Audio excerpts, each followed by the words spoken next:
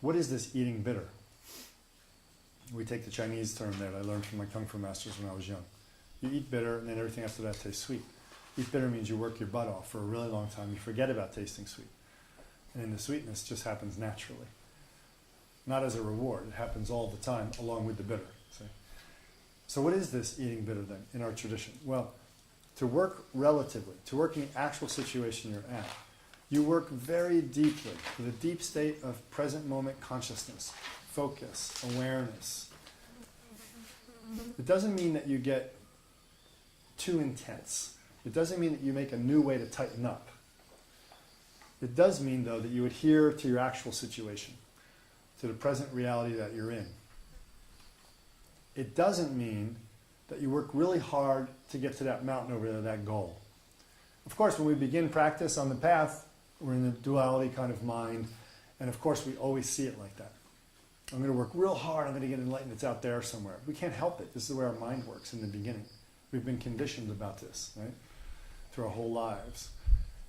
But what we mature to is a sense of once we, roll up our sleeves and dig our heels and we really start working to stay present, to experience ourselves, to experience our limitations, to trace them to their origin, to release them via whatever techniques you're using.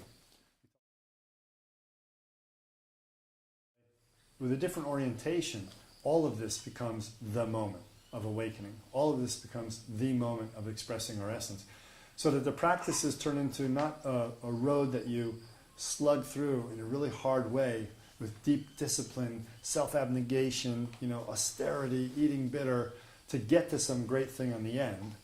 But actually, it becomes a joyful application of effort. And the effort is to become so fully engaged in the moment, so fully participatory in the moment, in both the gross circumstances of your life and the subtle circumstances, without a distinction between the two, that every moment is so rich, and the value of it just leaps out and brings essence right to the fore.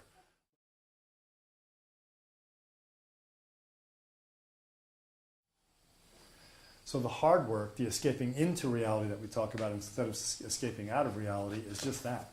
The eating bitter part is waking up to the false sweet taste that we were generating. Chasing the sweetness of not being present. I don't choose to be in some intellectual fantasy, some energetic fantasy. More than that, even a body fantasy. Take a drug to make my body experience something other than this. In this experience, there is enough. The universe exists in this experience if we know how to mine it.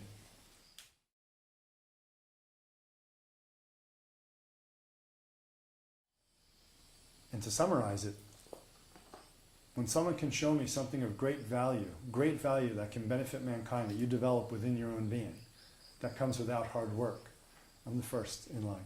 I'll take the course, I'll pay the money, I'll go to that guru, that lama.